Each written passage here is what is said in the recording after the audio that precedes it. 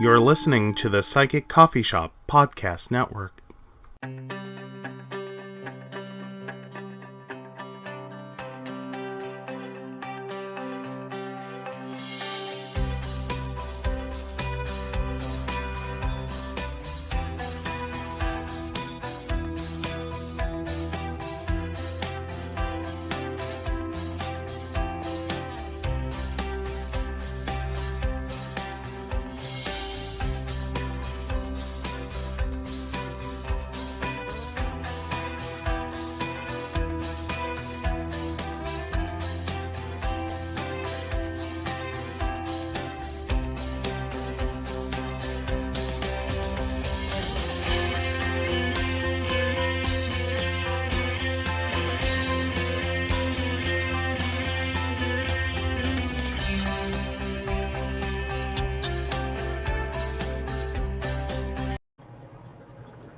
Well, good evening, and welcome to the Psychic Coffee Shop. Tonight, we're going to have some fun. There's been some great things in the news. Somebody's name isn't in the news. It's been kind of quiet. I've been loving that. Me too. Yeah. So, I've been working on a new playground. Ah, yes. Yeah. Yes. Well, first of all, hi, Shannon. Hi, Shannon. Hello, baristas, as you come in. Hello, hello, hello. Yes. Yes. So tell them about your new playground. Well, I've been working on technically two new programs. One is going to be a Patreon-only playground. The other is the Pagan Mountaineer Pagan Nexus, which we started after Pagan Pride of last year. I am not liking a lot of what I'm seeing on the socials and the controversy of the socials and their algorithms and everything else. Okay. So we have moved to building the Pagan Nexus into its own site. And I'm building a barista playground for our baristas to go and enjoy themselves and to be able to access private content and some things. And I want to say a special happy birthday to Brenda. How are you? Hope your birthday has been amazing. Thank you for joining us. Happy birthday, Brenda. And hello, Terry. Yes. Yes. So the Pagan Nexus is up. It's running. It's operational. You've done a lot of work on creating a lovely region thing so that we can actually see our Nexus points. Absolutely. Yes. Yeah, that was one of the weirdest parts of that one, was sitting there trying to create the graphics for that and explain it. And I know the regions are a little different. It's actually based on a WVU West Virginia tourism areas map. I just like it better than some of the other versions of like regions of West Virginia. Just because, yeah, some of those are like, some are like weird bands that go from like one corner of the state to the other. And then some of them, just like the namings are like, can we not? Yeah. Hatfield McCoy was a good while ago. Can we just not? Yeah. Like, just be like, we've done other things. Yes, we've done other things. There's other things in West Virginia. Can we highlight them, please? But no. So that's going on. Baristas look for a very strong cup of coffee coming out soon. I would say probably within the next day and a half. And some changings and some buildings. It's all coming together like a nice little cauldron cup of coffee. And then I'm also working on some different content. For a very long time, I've posted daily cards, daily numbers. I'm going to be switching that up, but it takes a little bit of production time to get it led up and sped up. So that'll be going out and going on. And it'll also include our podcast listeners. Every day you'll be getting a message from Aeson. That'll be something new. Awesome. Yes. Yeah, we've had a lot of stuff going out. Yeah, but if you look at it, this is my business trend. From December to February, we revamp, we retrain, we redo something. Oh, yeah. Yes. Oh. Almost guaranteed. Yeah. Oh, goodness. Last night I had a coffee chat with Dottie and we talked business manifestos. That was pretty cool. If you missed it, go back and watch the replay. And if you're listening to this, it will be up here probably within a few minutes after the show it goes up. Good deal. Yes. Yay. And of course, Mr. Techy Joe, Mystic PCs is popping off like gangbusters. He's getting inquiries and we do hosting for him, but he's also been a long haul truck driver in the weather today. Yeah, it's going to be another one of those fun, 1,000-mile weeks. That's my rough estimate of where this is going to end up this week. Yes. Yeah, so almost there, guys, almost there. I keep waiting for the slowdown. Someone please pump the brakes. Not until the end of the run of the Black Rose. Well, do what? February 15th, honey. Oh, okay. Yeah, then things will slow down for everybody. Yay, good deal. Yeah. Oh, I'm needing it. I'm not kidding. Someone pump the brakes. Please pump the brakes. But no, so yeah, sorry if I look a little tired. I got a little nap in before the show and I'm yeah. You're a little tired, but we bump it through.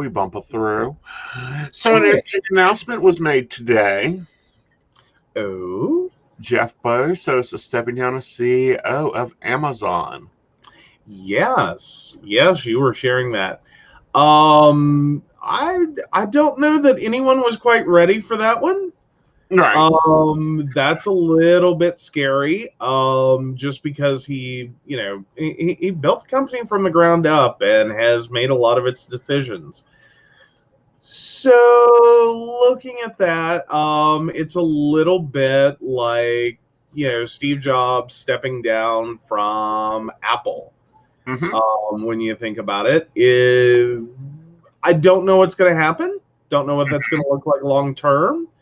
I'm very, very hopeful that with his replacement, who is their current cloud executive, Andy Jassy, that hopefully, Amazon, at least as a functional company, will kind of maintain where it's headed, its direction. But we always see that when CEOs step down and take on different roles and kind of move away, those businesses will kind of morph and change a little. Right. The reason I make that Apple reference is that Apple had a good long run under Steve Jobs.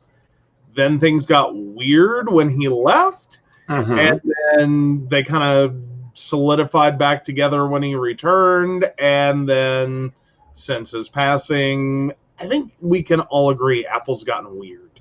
Right. Apple's just gotten weird. But yeah, it's like Apple's doing a lot of iterative stuff, as in, we're just gonna bump the needle now. Right. They haven't changed the world in a while. Right. But then again, Amazon's been kind of riding for a while now. Right. They've kind of taken over the world in a few different ways. Well, and I think at 57, it's time he's moving to chairman of the board, which is more of a role that I think that he would be in, which basically means that he is not daily operations. He's not, the one dealing with, okay, who forgot to pay the power bill? Why are these employees annoying?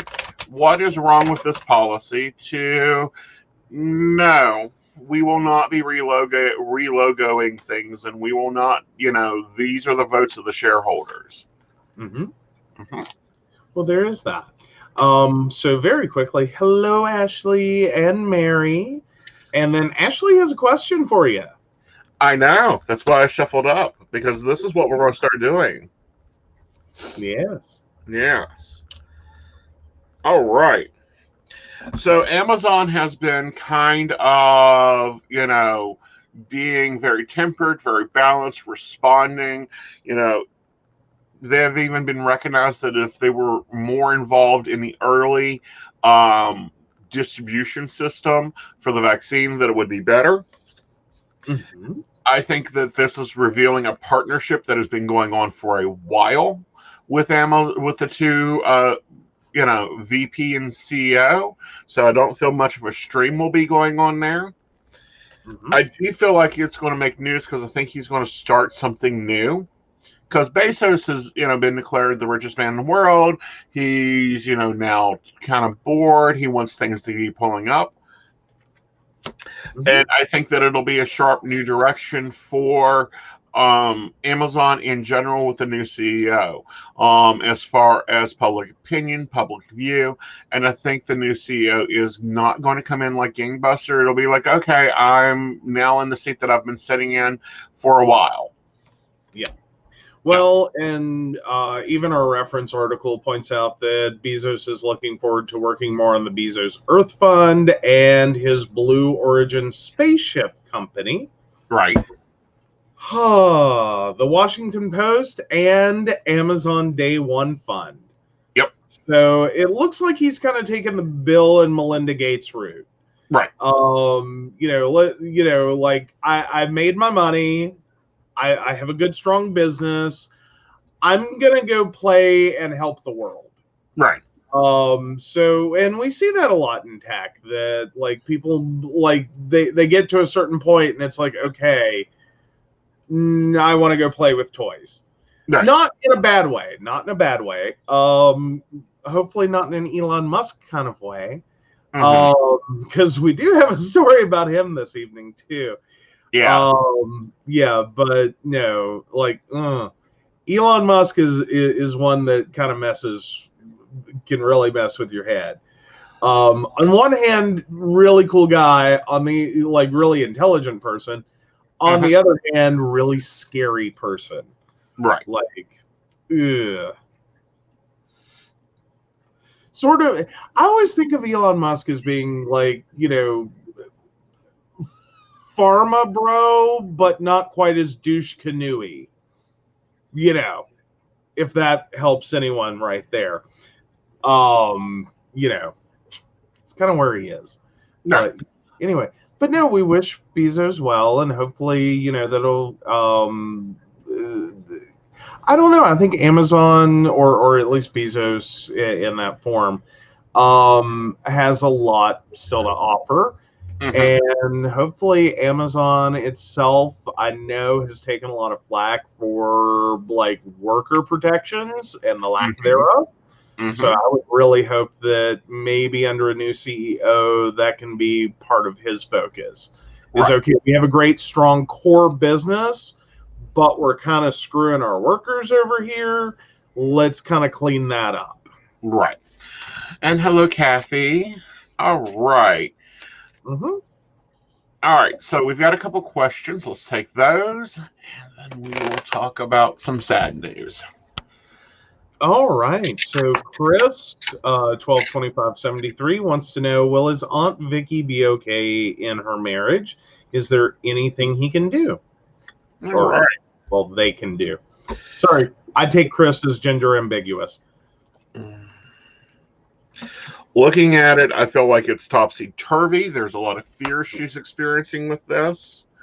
I think reminding her of the happy home, of, we got your back, we're your family, is highly important. I think that also her mate is a problem. I think they've got an ego, and that's going to be an issue. And I think there'll be new restrictions put on the mate. As in, she's going to have to assert some more power here. Okay. All right. And then we have Ashley, 82696. I had someone approach me about helping my family yesterday. Do you see them fulfilling tall list of needs? Oh, tall list of needs that I expressed, or only some of them?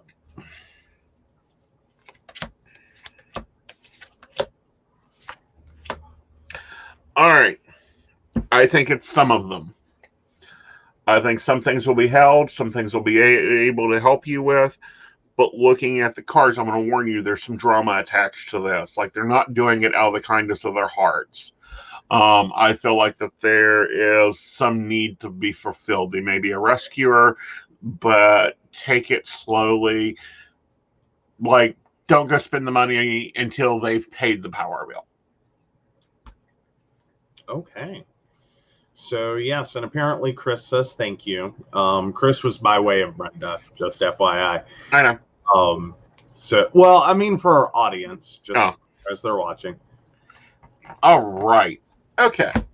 So next up, we received the sad news today that Captain Sir Tom Moore, World War II vet, who became lockdown icon, dies of the virus. Yeah, so 100 years old, serve as, let me see. Epic Walk sponsored, raised money for the National Health Service, died at 100. Oh. Yeah. Recently tested positive for COVID-19. 100 is a lot. Yeah. And that's a lot to contend with when you're 100. Yep.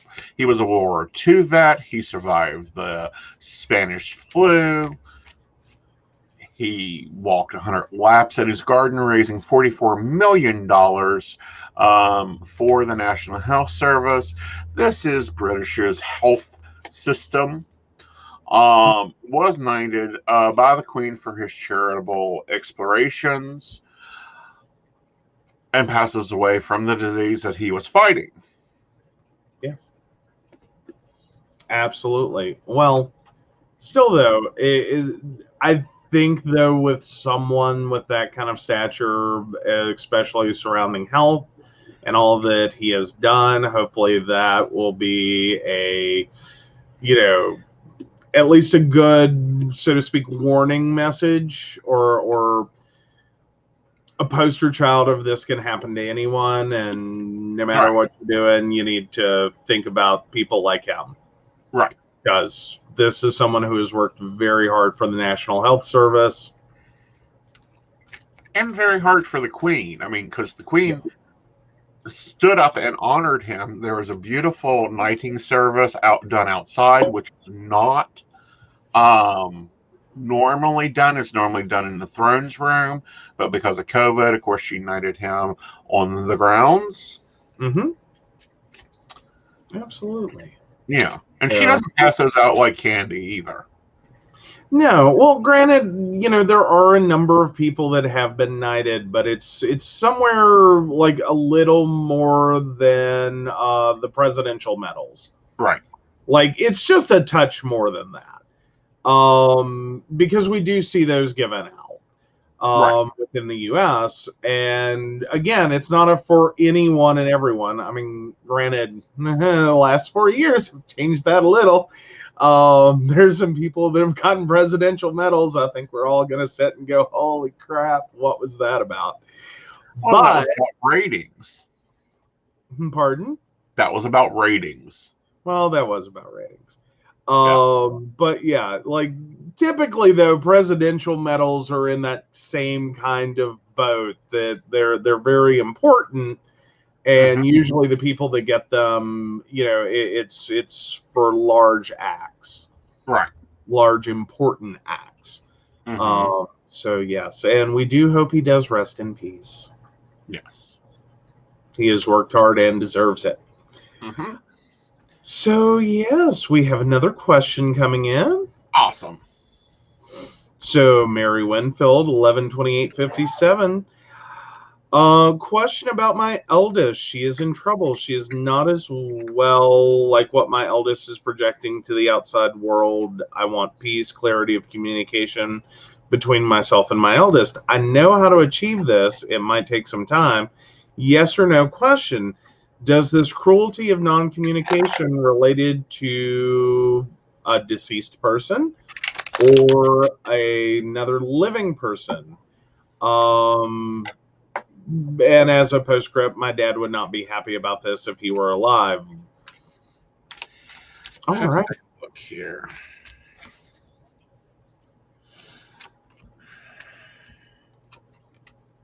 I feel like it has to do with the living. I feel like it has to do with emotions.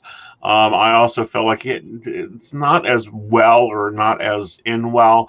It's more so emotional turmoil, and I feel like it has to do with a living person. This situation in general, I feel has to do with trying to get what she feels is respect for her position and her life and not wanting to be dragged through it. Okay.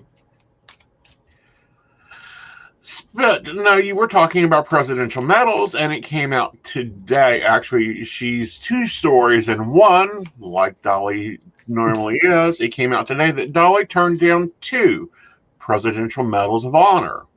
She did.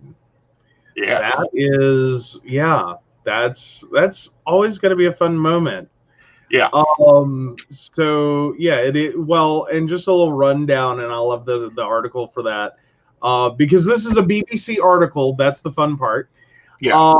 It is the highest civilian award of the United States, established in '63 by President John F. Kennedy, superseding the Medal of Freedom. So yeah, just like everyone kind of has a moment there. Right. But yeah, so no. She was definitely did not want to accept the awards because her husband was ill and she did not want to travel due to the pandemic.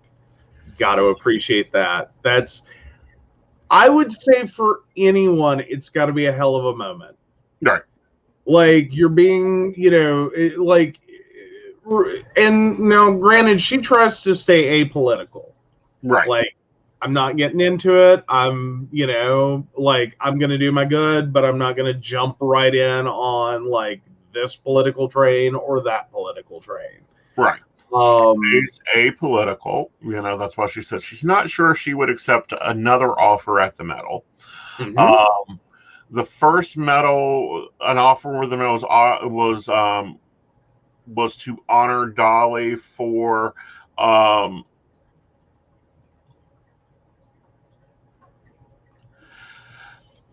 helping fight COVID, which she did. She invested heavily of her own money for the COVID relief package, for the COVID vaccine research, along with, former Secretary of State Colin Powell, Bill and Melania Gates. And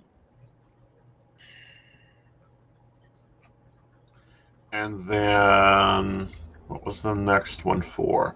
Yeah, she donated over $1 million to the Esslier's research. And last year, like her whole life is a study of philanthropy. Yeah. The Books Initiative, which we've talked about on the show before, HIV/AIDS research, like COVID-19 research. Like she has been a very behind the scenes, but very strong supporter of just general, heal the world. Well, and she's done a lot of things. And what's interesting is she doesn't release this. She didn't release that she donated $1 million. She didn't release, everyone knows about the book project because, of course, at that time, she, Imagination Station.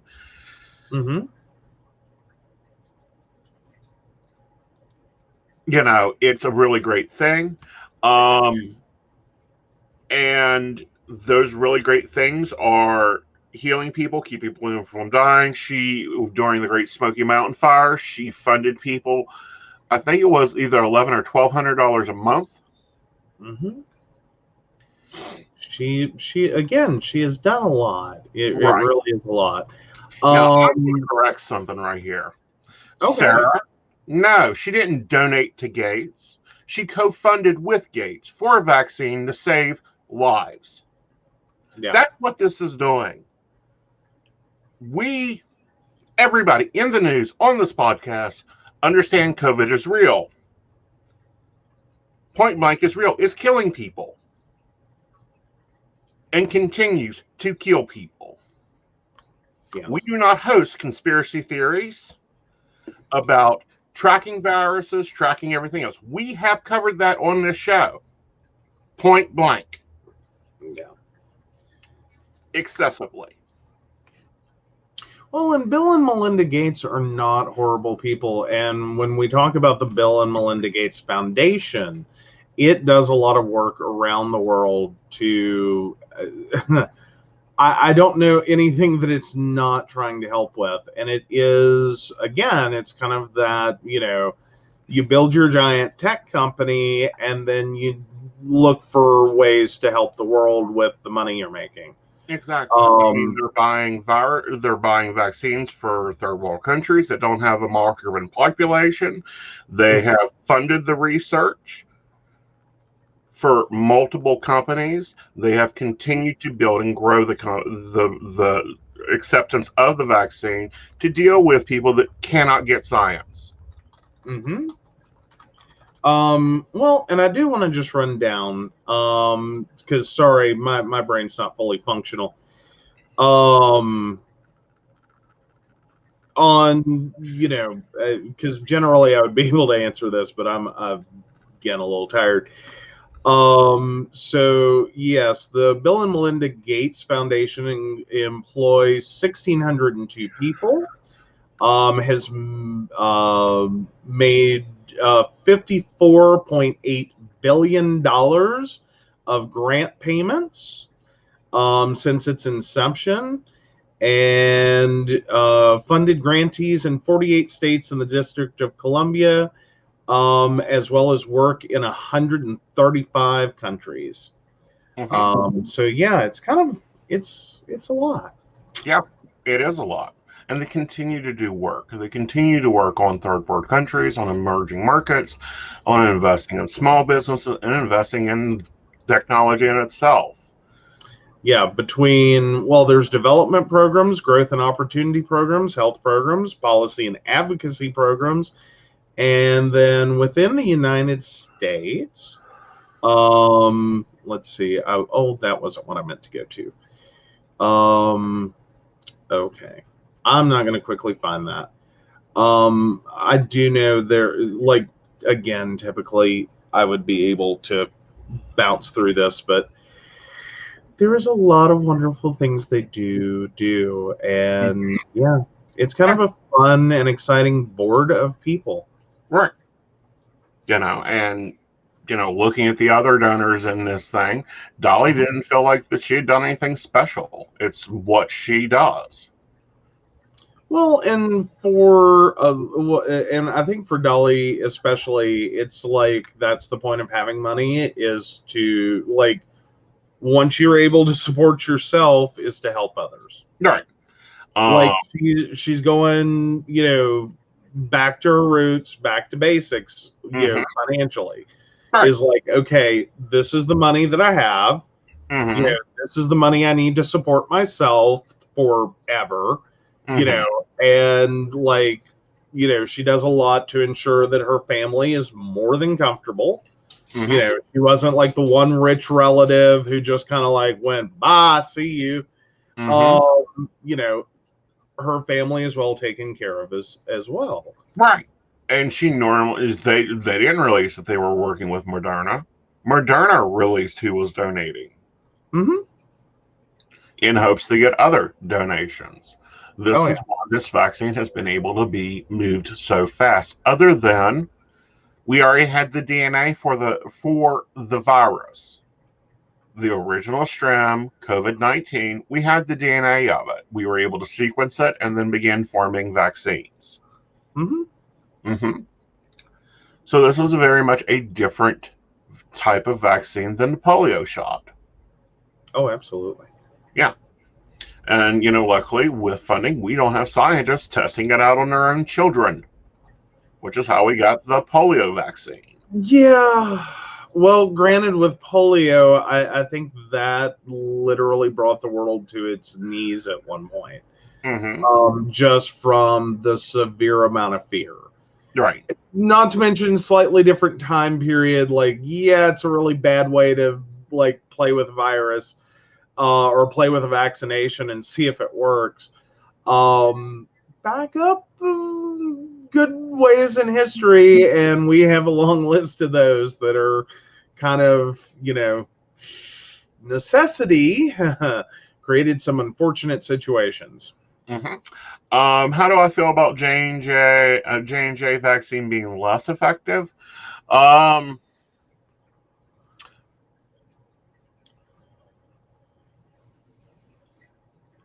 Looking at the cold vaccine being 40 to 60% effective. Not the cold vaccine, the flu vaccine. Mm-hmm. Then we have a vaccine that is 72% effective. Yeah. We'll take it. Right now, we'll take anything above 65%. Yeah.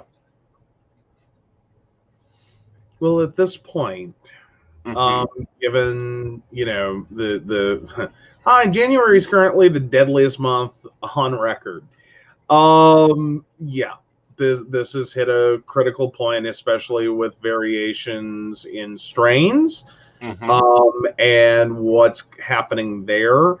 That as this progresses, there's a potential this becomes even more aggressive and even more deadly. Right. So at this point, it's kind of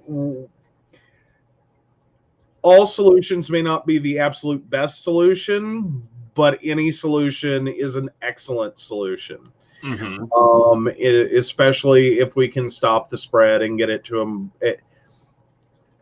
The caseload. If you're talking about we only used the Johnson & Johnson version, and it is only, let's say 60% effective, I think our health system is better capable of handling 40% than it is 100%. Right.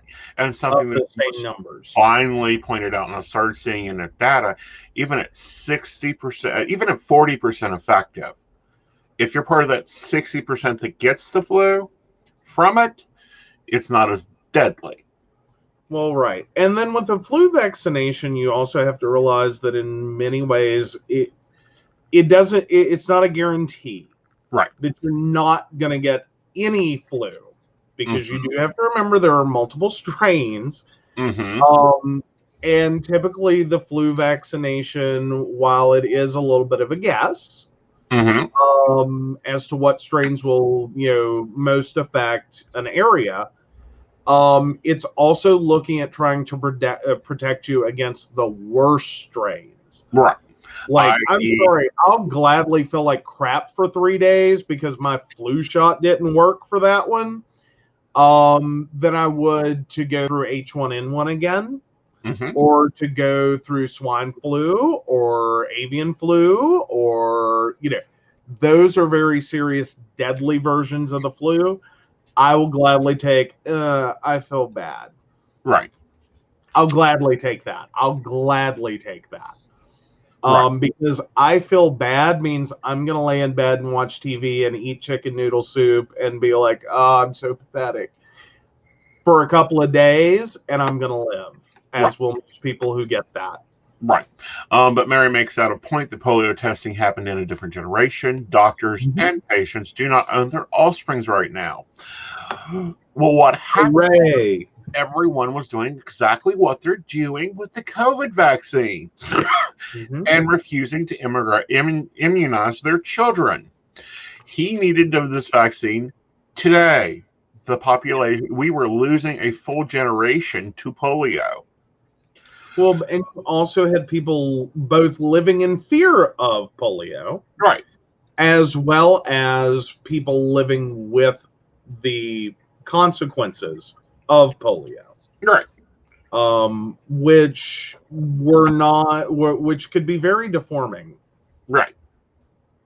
Like this was not anything anyone wanted. Like, as horrible as this sounds, you would probably want to take your chances. And again, as horrible as this sounds, you would want to take your chances with COVID before you'd want to take your chances with polio. Right. Like, comparatively. Like, I don't know that that's really a thing anyone should ever do, is be like, ooh, which, vaccination would be worse to not have. Mm-hmm. But yeah, polio, big one. Big one. Right. He couldn't get testers. He couldn't get people wanting to test out the vaccine. Nobody wanted to risk the vaccine. So he said, fine, I'll give it to my own children. That was his commitment. Well, and that is definitely a moment in which you have to have confidence in what you've done scientifically. Mm-hmm. And I think in many ways was more than likely the best way to make that clear and apparent. Right. Is that, look, I'm giving it to my own kids. Right. Like, what, like, if you're looking for a parental ringing endorsement, here's the guy who created it, giving it to. Right. Yeah. Yeah. That's probably your biggest, like, get it together. Right. So, yeah. But it is still I can understand, very, very scary when you look at it solely as, mm-hmm. The time period and the fact that, yes, effectively, this doctor is experimenting on their children. And because he gave them the vaccine, waited 2 days, and took them into a polio ward, mm-hmm. Active polio. Like, not only am I giving it to them, I'm going to go expose it to them. Yeah. And that's a lot. And that shouldn't be discounted. No. Like, at all, ever, whatsoever. Right. But at the same time, it is kind of, in business, that would be a situation known as eating your own dog food. Mm-hmm. The theoretical models and, case studies are beautiful, wonderful things. Mm-hmm. But it's sort of, there was another news article, totally unrelated, but in this vein of what I'm talking about this week, or it wasn't a news article, sorry, but it was a weird article I read, was pointing out that Apple does not use its own Apple products for business. So, like Apple Sheets, which is their spreadsheet application, Apple functionally does not use that for their business. So that's a moment when you kind of have to step back and go, okay, so not really a good business product then, obviously. Like, if you're having to turn to Microsoft to use another company's product that is a direct competitor for your own, you've kind of already admitted mm-hmm. not really a good product. Like, you either have not properly developed it, you have not properly thought it through, or it does not provide the features that businesses obviously need, because you can't run your own with it. Right. So, always a thought in theory. Right. That's what eating your own dog food ends up being, is, can you take this product that you offer your clients mm-hmm. and use it yourself?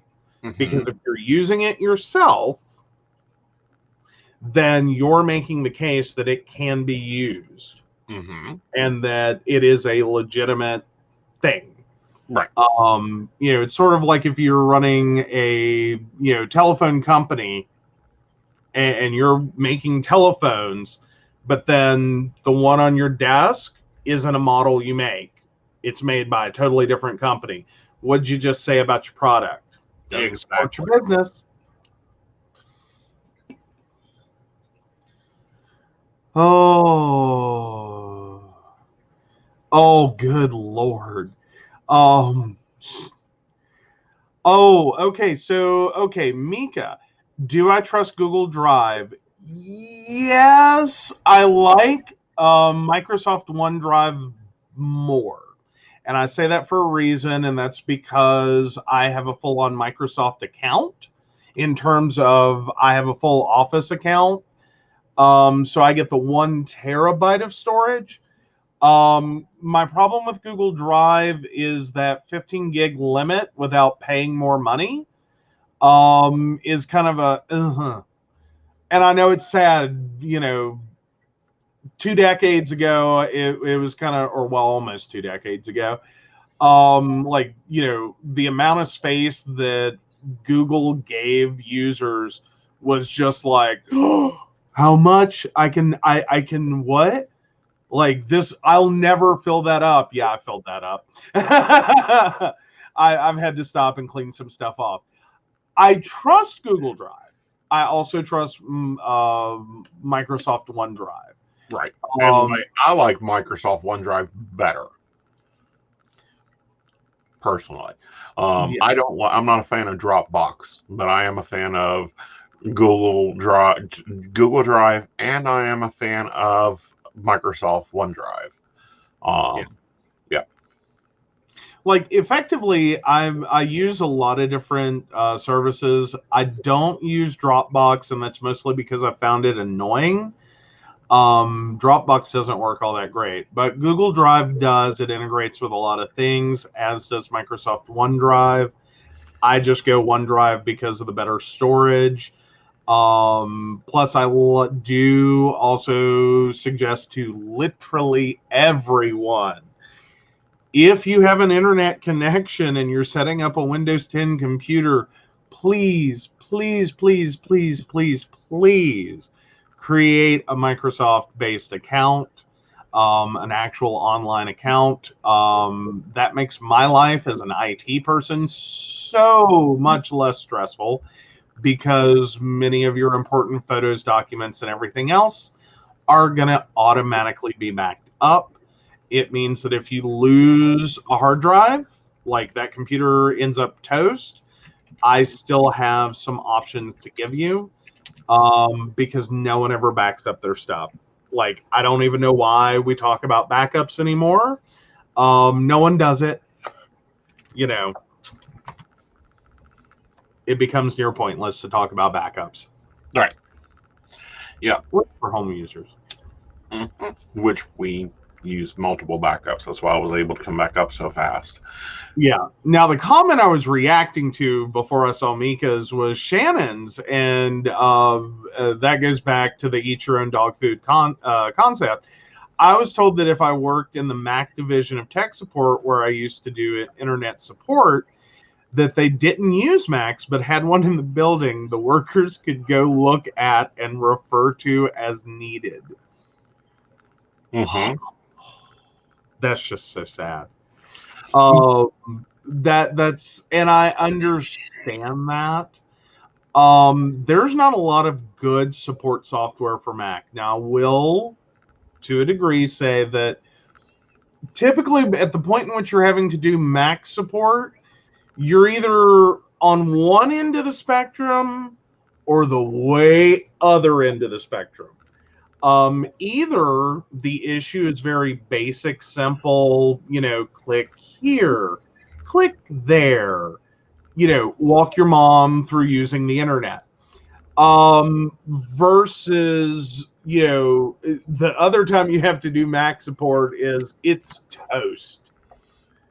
I never get like a middle of the road Mac. It's either I'm walking someone through something that is very basic, or we're at the total opposite end of the spectrum and it's toast. So there's kind of that. But in terms of like business software, Mac has kind of lagged. They really put an emphasis on education and science, which are good things. But it has kind of left them in a lurch as far as like the tech support industry goes. Mm-hmm. You see a little bit of it in like website design, but not, that's more of the design side of it. And I do know some web designers that kind of ended up walking away from Mac. Right. Just because on the PC side of it, Mac and Safari browser and like Chrome for Mac and all those, lovely browsers for Mac were doing one thing, and like, the rest of the world is doing something else entirely. All right. So it gets a little weird. And of course, Mary points out that it depends on the end result of product testing on how effective pre-release products. All tech vendors are not created equal. She likes Google for digital reliability. I've seen. Well, they are diligent. They are. And Google is a very diligent company. Microsoft has had its half-baked moments. Mm-hmm. Like I will freely admit, I was a little standoffish at first on this whole giant integrated like one account concept, because again, Microsoft does, and Mary makes a very good point there. Microsoft does have an unfortunate history of either they have a great product and a great idea and it works near flawlessly, like 99.999% of the time, or they have a stoner moment in which they are totally baked, and it's like, Microsoft, what were you smoking there in Cupertino, California? Yeah. Or no, oh God. I said Cupertino. On her bingo card, she can mark off that he referred to an actual city. No, I referred to the wrong one. I referred to Apple's location in a Microsoft conversation. I'm having a moment, guys. I'm telling you. Are. Physical backups sound like a lot of work, like physically moving stuff. Actually, no, you can actually set your computer to auto backup. Mm-hmm. You just need an external drive. Yep. You can back up to the same system, but that's usually a bad idea. Yeah, I know. Seattle, Washington. Thank you, Mary. I told y'all I was struggling. It hit me when I said it, and I went, wait, no. But it would be interesting. Yeah. If Microsoft bought out Apple. But that would be the level of screwed up to describe a Microsoft product when it's screwed up. Can we talk about the Microsoft Ken? No, let's talk about Microsoft Visio. Oh, God, Visio? Yes. Oh. Now, I will say, I was the weirdo that liked Visio. That was a fun product. That was very useful to like the IT industry. Mm-hmm. That's it. The only people who ever needed Visio were in IT. Mm-hmm.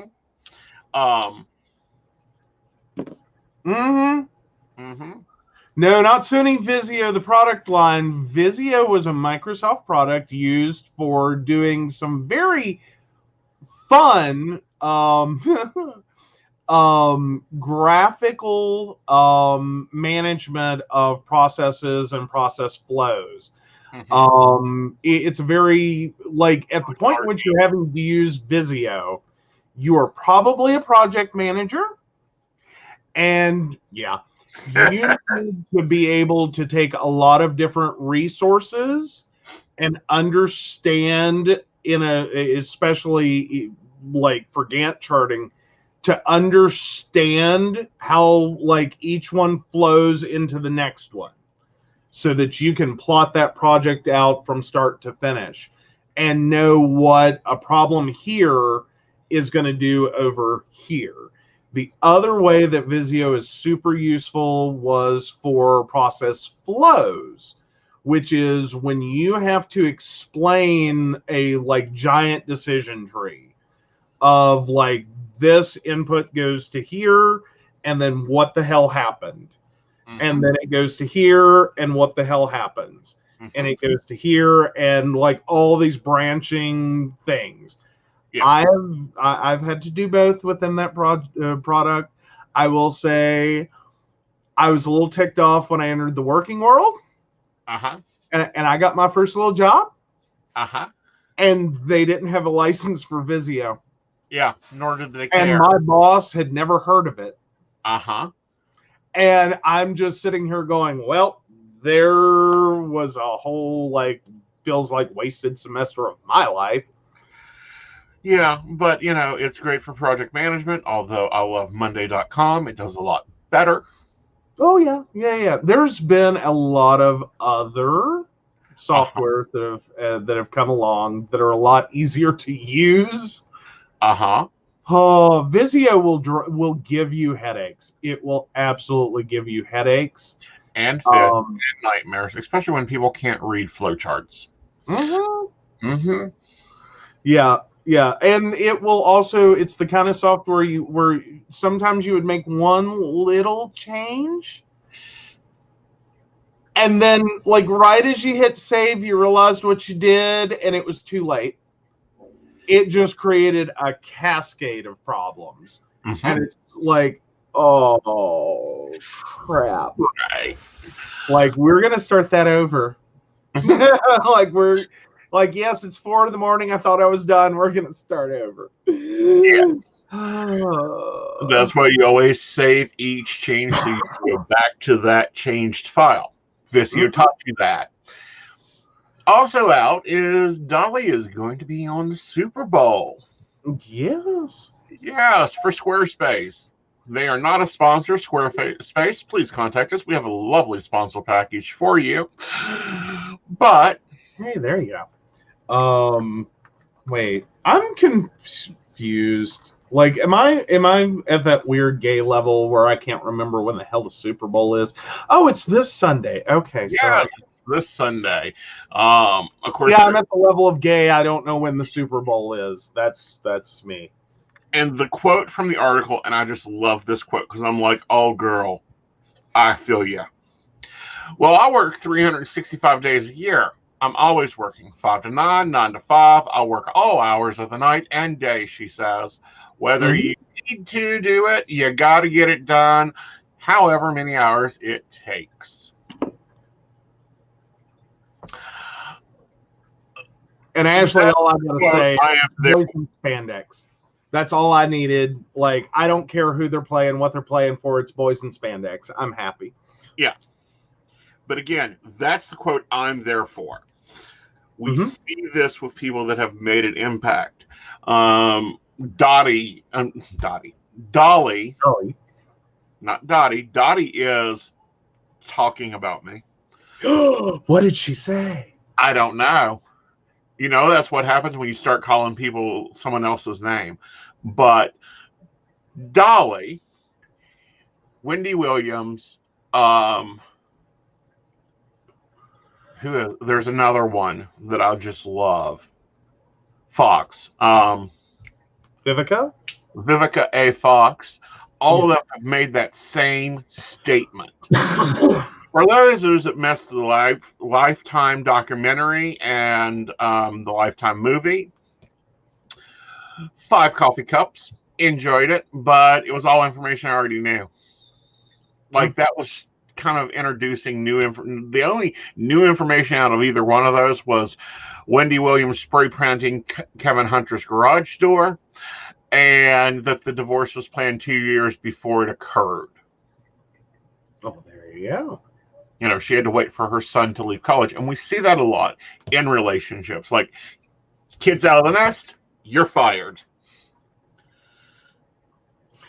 Oh, fun. Yep. Gotta love that. Gay does not equal psychic. Change your title. Hey, I'm just gay. Yeah. He's gay and psychic. Yeah.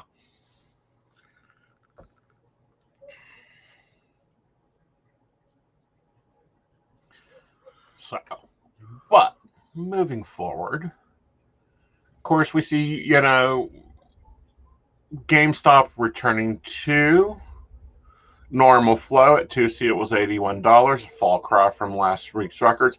There is a lawsuit that I am thinking of doing a deep dive on over this with Robinhood.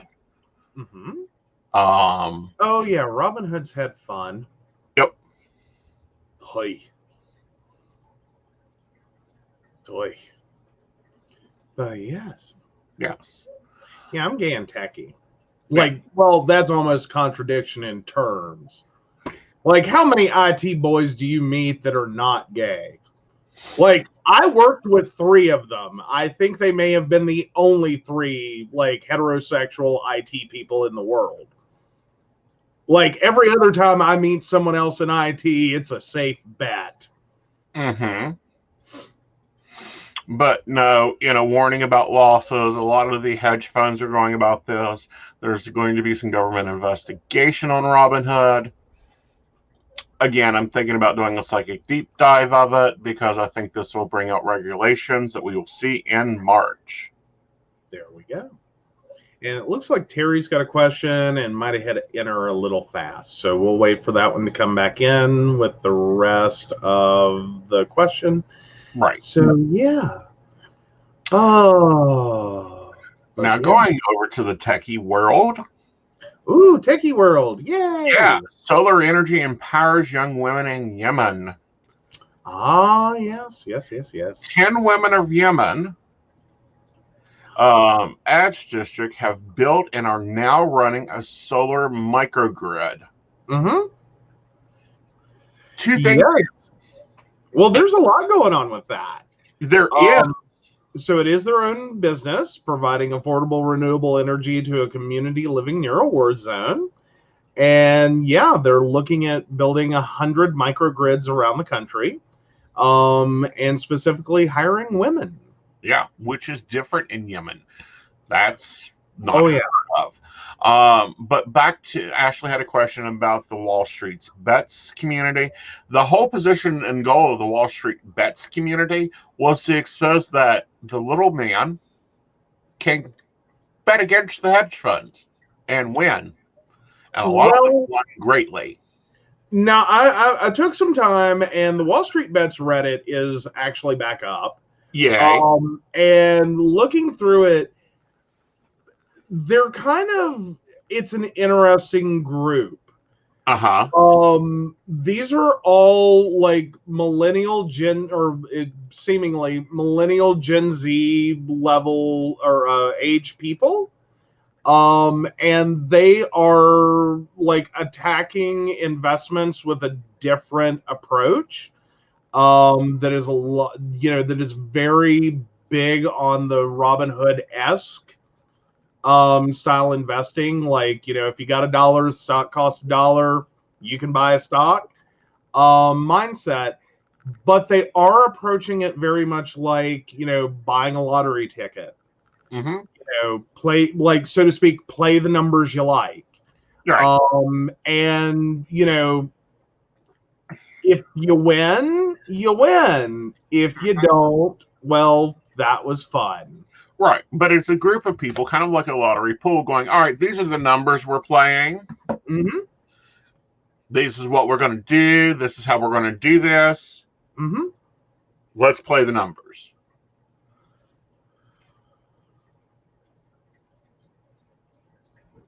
Oh, so we have a fun YouTube user right now. Mm-hmm. So yeah, well, I want to hear your hot take on this one. Let's go ahead and read it. Put it up. Put it up. I want to hear your hot take on this one. This is going to be good. I'll put it up. You're going to read it. Oh, I'll read it. There you go. In a gay world that embraces abortion anyway, women become obsolete. How does that mesh with the jihad women of the Democrats claiming to be gods? Well, first of all, women do not become obsolete. They have their place and their enjoyment and their power. Second of all, I think you found the wrong channel, Benjamin. Well, yeah, and I think I would also point out that have you never met, like, lesbians? Yeah. Like, they're fun. They'll fix your car. They have really great rhythm on drums, and those are all stereotypes. But most of the lesbians I know will laugh and, beat your ass. So, Right. And furthermore, looking at your claims of, Democrats claiming to be gods, no, they're not gods. They're a political party that has won the election. Welcome to 2021. It is making changes not only in this world, that you live in, but in the world around us, because we realize we're all a global community. So, Joshua, have a great day and go get educated before you come back, okay? Bye. So yeah, so Ashley, is it a safe way to get into stocks? I will respond to that with, it's kind of like using a condom that's been thumbtacked to a bulletin board. No. Definitely not a safe way to get into stocks. And that's not their point. Right. Basically, that's the whole thing. It's very much like going to Vegas is their approach. That is what is upsetting a lot of people about how they are approaching the stock market. I know that sent Senator Warren into a tizzy. Mm-hmm. And that's because it does fly in the face of like all investment advice. Except for what you often see with very large investment firms and the more sorted, so to speak, players in the market who will move money kind of willy-nilly, like they're playing to the beat of their own drum. When they do it, it typically, while it will have an effect on companies and the market, it typically doesn't, it's like send a hedge fund into, receivership. Well, yes. It's going to give them a headache, but it's not going to like crash them. Right. And what we're seeing though is like Robinhood, which by the way, apparently people.com is not a Robinhood company. They are very much like Robinhood, except they didn't try to calm down the hedge funders. Yeah. And pat them on the back and go, it's okay, we'll stop them from doing this, which is why I think the stock has fallen to $83.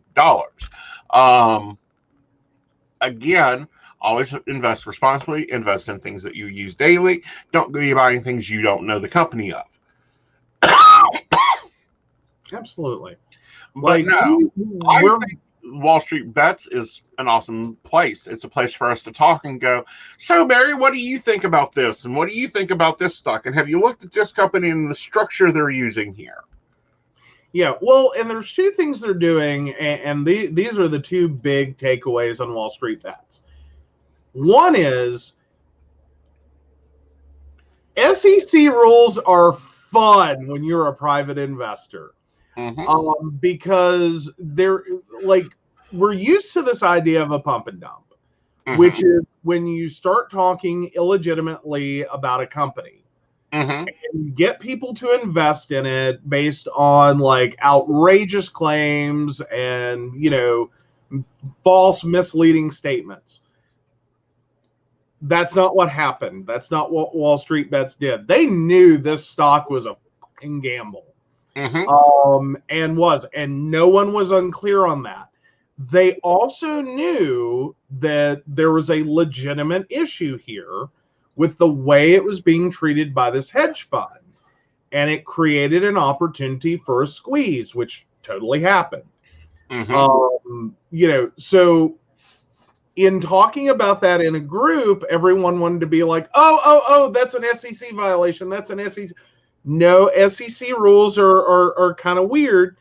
You can be a group of people, and as long as no one's lying to you, and you're not lying to each other, and you don't have one person telling you to go do this based on a lie, as long as it's all legitimate information, not an SEC violation. There's nothing the SEC can really step in and do until it becomes, and that would be a future thing, if they change the rules. Right. So it's not an SEC problem. Now, the other part of it is every single investor in Wall Street Bets is working on this YOLO, you only live once kind of approach that looks at investing much again like buying a lottery ticket. Mm-hmm. Or buying a cup of coffee, or sending money to the American Red Cross, or they're doing it for their own reasons, and they don't it's not necessarily. It would be great, like buying a lottery ticket, if you win the jackpot, which they managed to do with GameStop, at least how it looks right now. But that's not what it's about. Like, it can also be its own, like, I went and did this, sort of like getting a tattoo at 3 a.m. that your friend picked and being totally drunk off your butt, and you wake up and you have dude or sweet. Uh-huh. And that's investment wise where these people are. Right. Is it's totally just a little bit of crazy with, like, a couple $100. And Right. if you lose it, you lose it. Right. It's like going and putting 200 on red in Vegas. If you Right. lose $200 because it rolled black, Right. oh well. Exactly. You had fun. Right. But the whole purpose of it was also to show that there is an instability, that the market is being controlled by major hedge funders.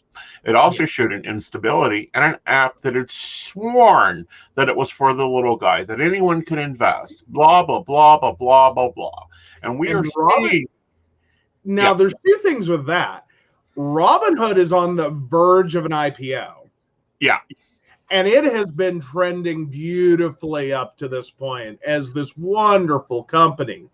And right as they're about to do their IPO, they just ticked off a massive group of people. Well, not only that, but they lost a massive group of investors. Private investors, everybody is pulling their money away. And for those who are interested in this, and if you want to hear a hot take on it, go and listen to Phil DeFranco and his hot take on Robinhood and exactly what he is doing. He has actually blocked sponsorship from them. I would not take a sponsorship from them. And he's pulling his money out. And a lot of investors that have been day traders that, control, I won't say control the market, but live their life in the market, are moving their money and moving it quick. And Robinhood came out and go, oh, but it was the clearinghouse. We didn't have enough money in the account for the clearinghouse. And they're like, bullshit. We are out of here. Yeah, that's the part two of what I was going to say is Robinhood is trying really hard to claim that because they had already had some SEC problems, for basically liquidity issues, that they were out of an abundance of caution, and it needed to take time to move money around. And it's like, guys,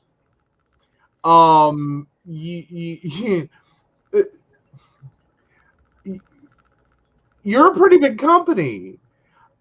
This hedge fund over here, the one that just got decimated, was able to call in enough favors and find enough people to be like, here, we'll shore you up. You couldn't pull that off. Yeah. Like you have investors all over the place in your business, like not investors in the market, but investors in your business.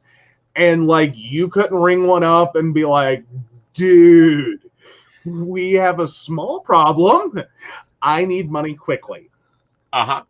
So yeah, it's kind of being taken as this was their PR firm's best option in trying to downplay what happened. And again, I'm going to go back to the old standard and what I've always stated: anyone can get into the stock market. I really like trading with E-Trade. Yeah, their fees are a little steep, but you know what? They don't give a damn what I invest in, as long as it is an actual stock, and I can invest in world stock. Well, now, didn't E-Trade drop some of their fees, or at least significantly reduce them? Because that's what, like, before there was Robinhood, or I think right with Robinhood, Like Wells Fargo weren't they the ones that kicked off the whole like no fee trading? Right. And like totally changed the market for like ultimately leading to like Trade Zero and Robinhood and being a like massive new competitive platform for like low, so to speak, low value traders, right, to be able to enter and work within the stock market without having to suffer all of the commissions and fees and da da da da. I don't think that you get. I think it depends on what you're buying. Like I know if I invest in the I do a lot of looking at foreign companies. I think I pay $9.99 when I buy a stock or sell a stock. Okay. I think the most I've paid is $20, and that was when a company reacquisitioned themselves. Yeah. Well, there you go. But no, E-Trade is solid as rock. They're a good company. Granted, they don't have a lot of banks, so if you're using them for a bank solution, they may not be the best. But as a stock and for a 1K management, I'm very happy with it. And they don't pull this shit. And this, we had looked at Robinhood, and you were like, nah, I don't think so. And I'm glad we listened. Don't ask me like to go back and tell you what I was thinking at the time, but I was just like, I don't like this company and I don't know why. Right. Like I don't know. Sometimes I get a weird feeling about a company, and it's not, I don't like, you could sit here and argue if it's a psychic thing or not, but it's just like something rings a wrong bell with me with a company. Like they're either moving too fast, they're moving too hard, they're trying to convince you too much, or I don't know. They hit a wrong place. Like, don't touch me there. No. No, they're hitting me in a wrong place. That's my no-no spot. That makes me like, no, we're not using. No. Right. Back to the solar energy company. What I find interesting is this is a microgrid. We haven't seen microgrids in the United States yet. I think that would be interesting. They're opening up the 100 microgrids around the country. Now, imagine if we done this. This is very essence of the original power companies that used to be held by the town or a small group of people. And what's even interesting is they are operating in a world that is, no, women can't do that. No, women aren't allowed to do that. No, women aren't allowed to do this. And Yemen women are like, yeah, we can. Yeah, he'll sign the paperwork. He'll do what I tell him to. There you go. So gotta love that. And that's actually been a, also in the news, Joe Manchin, one of the few times he says something slightly intelligent, which is totally going to be a government rape, but valid point. When we're looking at like Keystone XL, like that, it's a large number of temporary jobs that are going to be lost on that pipeline being shut down, or that pipeline project being shut down. The long-term jobs that would have come out of that were like, 39. Yeah. 39 jobs. Now, this is what no one's talking about. They do not have the pipeline. They have to use trucks to move oil. Do you know how it will be much more than 39 truck drivers driving oil from one site to the other? And those are lovely union jobs as I remember them. They are lovely union jobs or self-employed jobs that are part of the union. The company will have to negotiate with DTO, which has a stronger ethical, stronger ethics, stronger regulations. So all this right-wing news about, they're killing jobs, 39 of them. Most Walmarts employ 85 people. Yeah. So less than a Walmart, a job loss. But the other point he was making was in a comment was about the fact that it's time for West Virginia to look at other energy, sources such as solar and wind, and that these are our future. Like, you are like, if you want to put jobs in West Virginia. Did lightning strike the governor, or did he finally get the point that the only place that coal from his company or any other coal company in this state was being bought by India, who has now put in 2 initiatives to stop coal burning and to build solar plants themselves? Because guess what? India gets a lot of sun. They don't have to deal with foreign markets. Yeah. So, it's been a fun like month in energy talks. Yeah. We basically Keystone XL has been shut down, and now we're having a much more intelligent conversation about solar, wind, and renewable energy resources. It's amazing. Yes, and what's even more amazing is looking at the other country that buys coal, and buys coal heavily from West Virginia, and then debating the interlinking there. That being China, who is a huge human rights violation across the board. They are a communist country. They are, and we hear all this American made, American this, American that. Guys, West Virginia, who screams and touts, and Republican screams and touts is all about America, has been supported by China for over 30 years. Well, and then you've got to look at the other problem within the coal industry in West Virginia. A lot of these mines are being picked up by investment firms that are Russia-based. Yes. Yeah. So basically, you have companies coming in, and literally they're buying it to make money, or they're buying it to scrap it and turn around and resell it. So, when we're looking at the coal industry and what has happened when investment firms have come in and bought coal mines, here's the breakdown.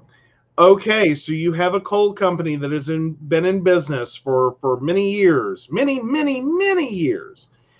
And what effectively happens is this investment firm comes in, drops it to its lowest functional level and or idles it, takes the company, moves its assets into one business entity or leaves them in a business entity, and then moves all of the liabilities, such as retirement, and all of their retired employees into another entity.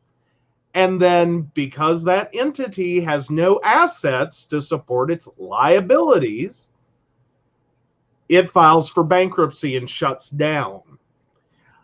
Okay, all of those retirees get dropped back to UMWA. Now, UMWA has to cover even more pensions and even more health care. And this company walks away with a giant pile of assets, only liability constrained assets, and resells them. And then the other side of this to pay attention to is, you guys, if you looked at the news, would have noticed that, we're bringing back coal jobs. We didn't bring back coal jobs to America. I have yet to see a solar employee die of black lung. I have yet to see a solar employee die of emphysema. I have yet to see a solar employee be permanently disabled and unable to live a day in a life without spinal, knee, and hip problems because they worked 10 years in a coal mine. Well, moreover, it's not that you cannot be injured in solar. I'm sure there are people falling off roofs. I'm sure someone will fall off a wind turbine and be permanently disabled. Accidents will happen, But when we look at the coal industry, you have a lot of industry-related problems that and have been for decades identified with just working there, just being there. You don't have to have an accident. Mm-hmm. Not that there aren't tons of coal accident or coal-related, coal mining-related accidents. Just working there leads to these injuries. Mm-hmm. So we now, granted, with solar and wind and the other renewable energy resources, these are still young in terms of energy resources. Mm-hmm.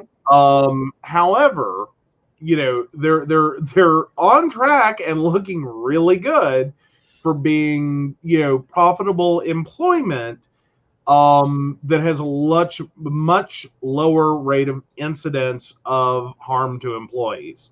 Yeah. Like, can we just acknowledge that the reason coal jobs in West Virginia were such a big thing is because the risk of death and injury doing those jobs literally required a higher wage to entice people to risk their lives. Mm-hmm. That's why you have really nice, mine widow pensions and minor pensions. Mm-hmm. That is why you have really nice health care, at Mm-hmm. least for those who retired at the right time. Mm-hmm. Younger miners that have just come into the field, Mm-hmm.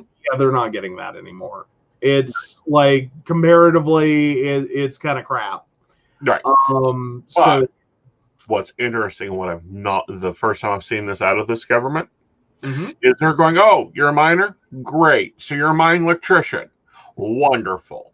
So we're going to take you and reschool you on the wiring harness and how to set this up.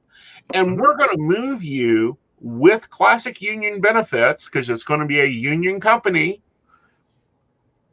over here. And you're going to hook up and run this over here. Yeah. Well, now the retraining thing, though, I can understand why there are miners that are hesitant for that. Because a few years back, and we actually met someone that was attached to that program, Miners to Coders, I think was the name of it.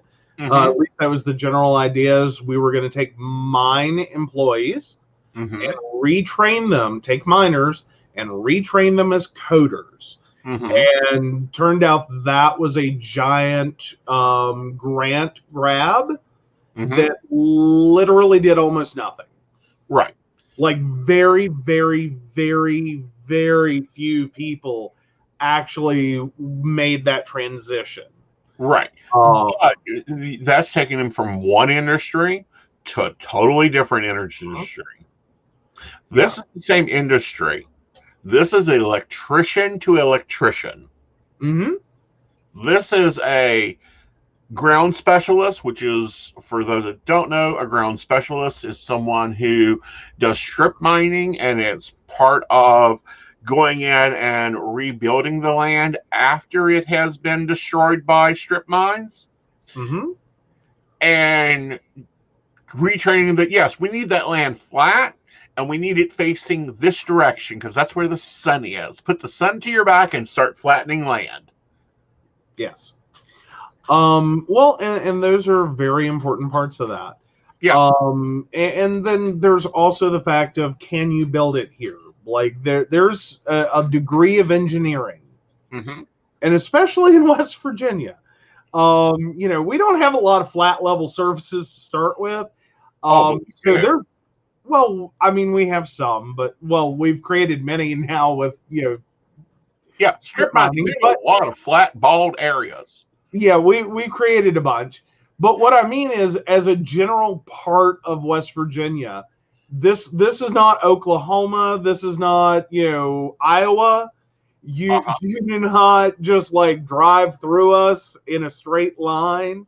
Mm-hmm. Like it's cute. We laugh and joke about any app that has a like distance locator for how far someone is away from you.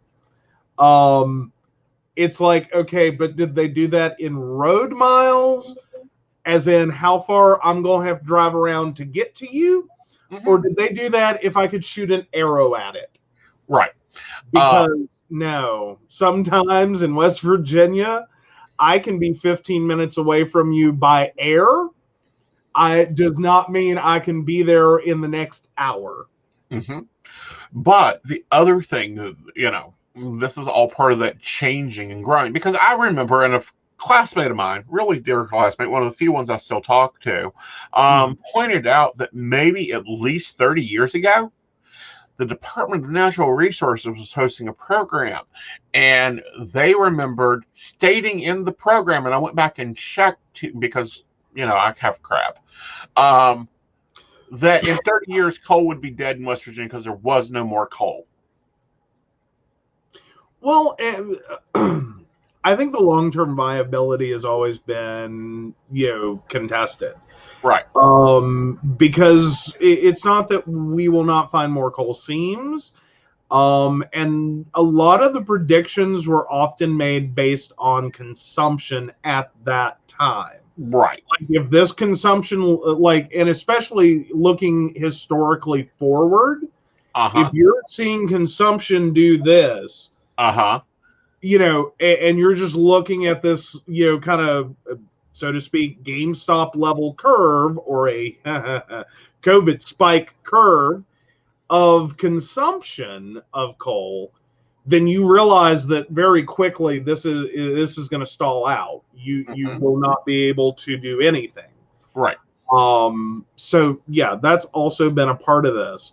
Right. I think now those numbers have radically changed. In terms of at current levels and current trend lines, I think we've probably got a few hundred years of coal. Very few. But again, that is all based on level of consumption dropping. Right. That as the world is moving away from coal-fired power plants, as the world is using less coal in products, that number's just going to keep extending the life of our remaining coal seams. Right. Eventually to a point in which we have an infinite supply of coal. Right. Because no one's buying it. Well, there's still plastic companies that buy coal. There are still makeup companies that buy coal. There are other products made with coal. The massive one being burning it, but there's other people that actually use and take coal and use it. In West Virginia, I think wind turbines should be our thing because there are places in West Virginia it can be a dry, sunny, hot day with no air anywhere, and you can go to a few of these mountains and be almost blown over. True. So yeah, we'll definitely work a wind turbine. Yeah. Yes. And the birds are actually apparently smart enough not to get killed en masse. Yeah. Who knew? Who knew that things that fly know not to fly into things? Right. And you will not see massive floods. Eventually, if we continue on the trajectory of moving into solar, we will not see miners' hats on the back of cars that says in memory of. That, as well as we also have a long-term problem with coal in terms of the things that we do to coal mines and the things done around mining operations, creating a large, long-term problem for the environment. Right. And the long-term problems often being contamination of ground of water tables, as well as operating streams. So your streams and rivers, etc., being polluted with coal, heavy metals, and then you also have the ground instability issues. Yes. I.e. our house that is built on top of the Summerlee mines. Wouldn't it be nice to buy a house that doesn't have a crack in the ceiling and to be able to own it for 20, 30 years and not have a crack in the ceiling? Yeah. Yeah. Well, and that's one of those things that I think a lot of people outside of West Virginia and or earthquake-prone areas don't quite like understand. And Right. I'm sure Here's moving the to either story. one. Moving to either one. Yeah, here's the story. Aeson bought a house. Aeson was not aware the house was on top of him, literally on top of the mine. Back in the 90s, we saw a little uptick during Burrish, and a certain mine reopened. And they started blasting. So somebody, blasting underneath the house, which shook everything in the house. Yeah, no one ever likes blasting.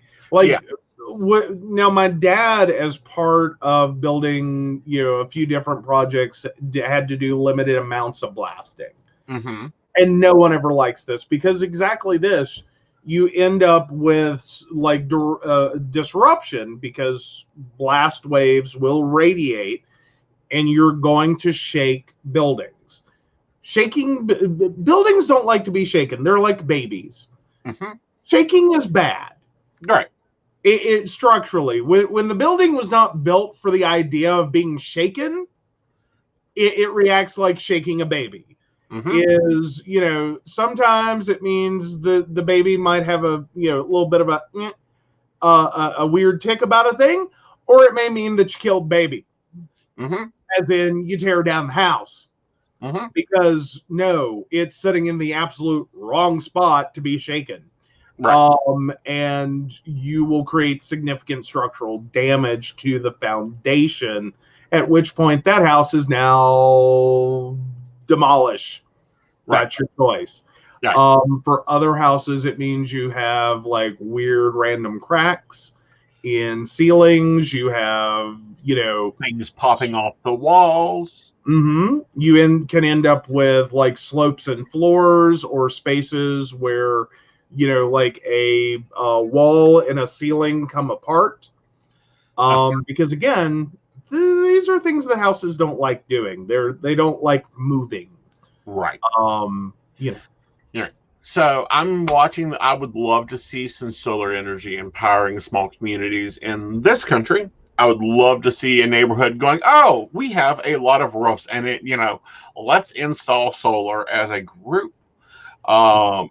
As we're seeing out of these Yemen women, that this is major news for the Middle East.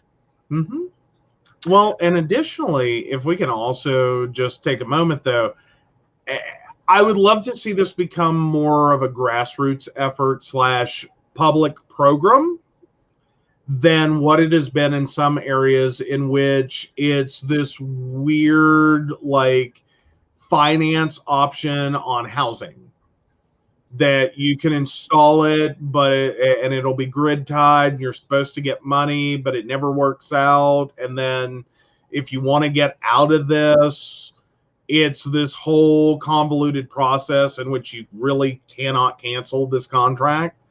The programs that say they'll install for free, those got to die. Yeah. Like I've seen some of the videos trying to explain how those contracts work, and they're absolutely insane. Right. Like it's literally like a gym membership on steroids. Right. So looking at the Republican Party, which we've talked a lot about. If you're Republicans, please understand I don't hate you. I just hate the conspiracy theory ones like Marjorie Taylor, who finally snapping turtle Mitch McConnell actually stood up against in his statement. Looney's lying conspiracy theories are the cancer of the Republican Party and our country.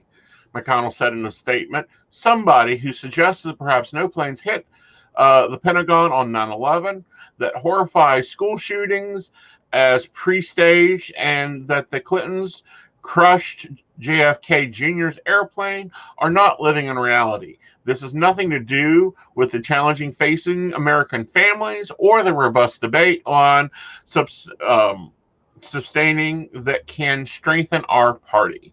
Now, everyone is kind of looking at Mitch McConnell, the majority leader right now, because not majority, minority leader. Yes. Going, what are we going to do with this crazy? Like, we have people moving offices because they don't feel safe. We have her spouting gibberish and bullshit. We have her trying to carry a gun to the house of the floor.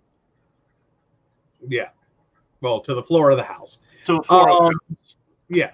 Well, but then you also have Mitch McConnell's bigger problem, which is, and then there's that former, Cheeto, and then there's all these people that supported him. And you need to clean up your house. Yeah. Like, your minority is kind of screwed right now, dude. Right. Your party has gone through a very rough few decades, shall we call it, in which, you've let this run amok. You have let insanity replace conservative values, which, I mean, if we were sitting here having, a civilized, intelligent debate about, trickle-down economics, we can have that. People can have that. That's a civil debate that people can have about the long-term effects of trickle-down economics. That's not what we're talking about. This is like so forgotten that we're at the point of conservative values being a euphemism for racism. And secessionist ideas, and it's not really where the party started. It's not really like where they were even like Reagan era. Like somewhere around there, it kind of took an exit ramp, right, and went a little nuts, right. And, people have been calling for Ted Cruz to resign. He should be expelled from the Senate. He shouldn't be allowed to resign. He should be expelled. Yeah. Marjorie Taylor should be expelled and tried with treason. Yeah. Yeah, point blank. And Josh Hawley. Josh Hawley should be tried for treason and expelled. All of them.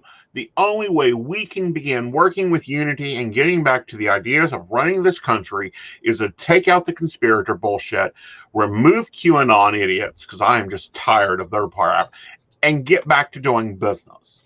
And the only way we can do business is to remove a cancer. Well, and put it another way, I don't, like, if I get shot, I don't want unity with the bullet. I want the fucker out of me. Then we can heal. Yeah. Like, take the bullet out.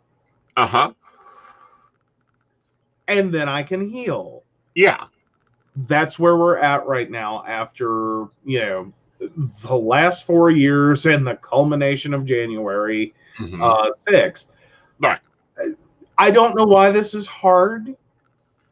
It seems like there's this very big push to be like, well, some people got out of hand. Okay, this isn't a frat party. Like, we're not talking about, okay, yeah, there's some underage kids that are really drunk right now and some property was damaged. Like, this is not an out-of-control frat party. No. We are so beyond out-of-control frat party. I have not seen the Vice special on QAnon, but Ashley, if you will put that link in the break room, I would love to take a look at it. Okay. Absolutely. We would definitely be happy to see that one. But yeah, it's being taken, as Ashley's pointing out, it's being taken super lightly. And it's like, no, we're so beyond that. Yeah. This isn't a boys or, boys will be boys moment. Like, no, we're beyond that. Like, this is like saying boys will be boys about, like, Brock Turner. The rapist. Like, no.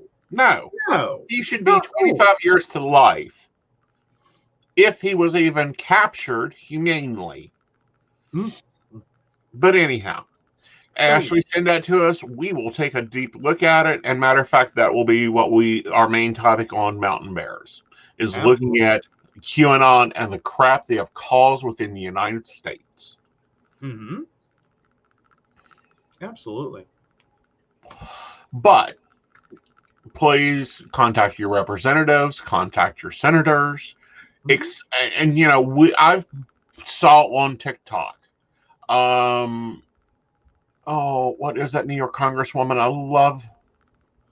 Like, if she runs in 2028, I don't care if she AOC talking about being in a bathroom and people trying to get a hold of her. What? Yeah. Her? Yeah. Like, literally, she was like 2 minutes away from being captured by the coup. Oh, good God. And we had lovely Marjorie Taylor tweeting out the location of the speaker. That is an act of sedition. Oh, yes. And we're sorry, we bumble her name every time we try. So she's just AOC, like she is for pretty much everyone else. Mm-hmm. Like, she calls herself AOC. Yes.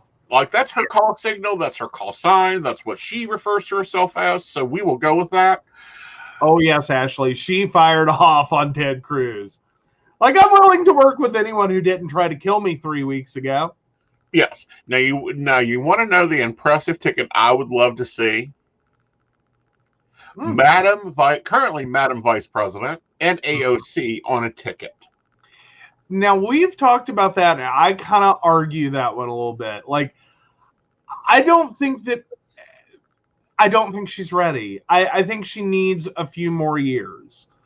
Like, not just the next 4, but I mean, I think she needs a few more years.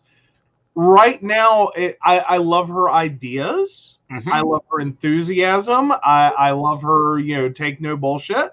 Mm-hmm. But I also know that right now, that's a little...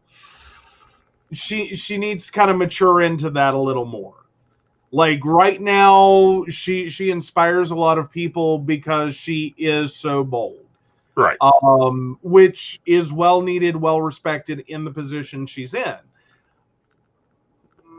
She needs to let that kind of, cool a little. Not like total, like, dead, but just like become more nuanced. Ashley's question, which is a great question. Do y'all think if there is any leeway on the budget reconciliation, or is Biden still trying to work on bipartisan angle? I feel that Biden is going to try to work bipartisan. I think he'll give it another week. If they cannot get it together, he will give the go-ahead, I believe, to our Democrat majority to ram it through. Whatever you got to do, get it through. Our country needs it now. Yeah. Well, and I think that's a large part of what's happening. Is that we're seeing the last ditch efforts of obstructionism. Like, we did 8 years of this under Obama. We did 4 years of this under, our illegitimate president. That's all we've seen for the last 12 years is this nonstop make the other party look bad kind of politics. Mm-hmm. And I think that's exactly where this is. I don't think there's anyone who thinks this is actually a bad plan. Right. Trying bipartisan is nice, but the American people need it now. Yeah. They needed it yesterday. They needed it 6 months ago. We have not had a real government for over 4 years. This time last year. Yeah. Because, again, looking around the rest of the world and the world response, countries that took approaches such as these have fared so much better during this epidemic than we have. So that's where I'm at. Yeah, makes sense. I hope so. Bernie and Warren, geniuses, have made it clear off Road and Peace. They want a budget. They want budget reconciliation. They do not want all this. Exactly. The powers of the Democratic Party are tired of trying to play nice. And Biden's trying to not come in there like a hothead. Because Biden has a hothead. We have seen him in hothead mode. Mm-hmm. And Republicans, you need to get with it because you're not taking care of your constituents. Well, and that's kind of where I'm at. Like when you talk about a Harris AOC ticket, is that right now I think she would be a little too hardcore to try to even work on something like this. In which, okay, guys, we're going to try to play nice. Mm-hmm. Okay, we're going to forget she tried to kill people just a few weeks ago. We're going to forget that for a minute. Just a minute. We'll get back to that. We're going to forget that for a minute and realize that there are bigger issues in the world right now that we've got to face and we've got to fix. And here we go. Mm-hmm. That's where I'm kind of at with her is I don't think, I think she would be flipping middle fingers all over the place. Agreed. That's what I think the country needs right now is a couple bold women going, oh, we are done with your men shit, your Republican QAnon craziness. No, we're not having that here. Yes. We're going back to business and let us show you what the Democrats can do. I don't know. AOC was running with a guy. I'm not sure who. Like right now, I'm trying to figure out who that could be. Yeah, like they're like. I mean, women have been rocking the Democratic Party for the last hot minute. Democratic guys don't. I don't know. It's not been going great for them. Mm-hmm. Now. What I will find interesting is if they surely do not do the right thing and find Cheeto and Ludo, and get him out, just censor him as some of the Republicans are moving to do. I would love to see the Justice Department charge him with treason and take him to a federal court. Okay. She's saying give it a decade. Okay, I see where you're coming from there. Yeah. I'm feeling like we have a lot of freshmen. And we need a lot of freshmen. People that really haven't taken hard lines on anything as far as men. Mm-hmm. That haven't really taken hard lines. They're just kind of showing up, doing their job, being decent. Not really, rock the boat. Just kind of like, I'm here. We're doing the thing. Right. Got it, hear it, listened, heard, do it. Right. Now, I think the Republican Party and possibly even the Democrat Party will split over the next 10 years. We will go to a 4-party system. Very possibly. Yeah. Well, and more importantly, more precisely put it, a more active 4-party system. Yep. It's not that we have not had other parties. It's just we've been kind of stuck with this kind of winner take all and the wasted vote setup, in which ultimately what a third or fourth party is doing is splitting the vote. Right. And you're pulling votes from this candidate and you're pulling votes from this candidate. And how many votes are you pulling? But neither one of those parties are going to pull enough votes. Mm-hmm. Typically, historically, I think what we're going to see is a conservative, real conservative, not the crappy conservative, Republican Party that is probably traditional Republican. We're going to have the extreme Republicans. For now, we'll call them the idiots. Mm-hmm. And then the Democrats, we're going to see way left-wing Democrat that is very much like, no, the government takes care of their people. We're going to balance the budget, and we're going to run this country ethically. And then we're going to see party Democrats that are just like, oh, yeah, I'm here for the job. And, oh, I'll vote this down and I'll vote this up depending on where I'm at. Woo, Whig and Sapphire Party emerging. They're just reappearing. This is the way we had for a very long time, up until I believe it was slavery that divided and killed the Whig Party. Very much so. Don't quote me on that. But I believe it was when they got into a fist fight on the Senate floor. And then we had the Civil War. The Whigs died. But no, I could see definitely a Whig and Sapphire Party. Well, I'm also wondering how many more years we can weather this out as like a two-part, like how many more years we can weather this out the way it's been versus actually giving everyone a seat at the table. Right. Like taking the more like Parliament, English version. Right.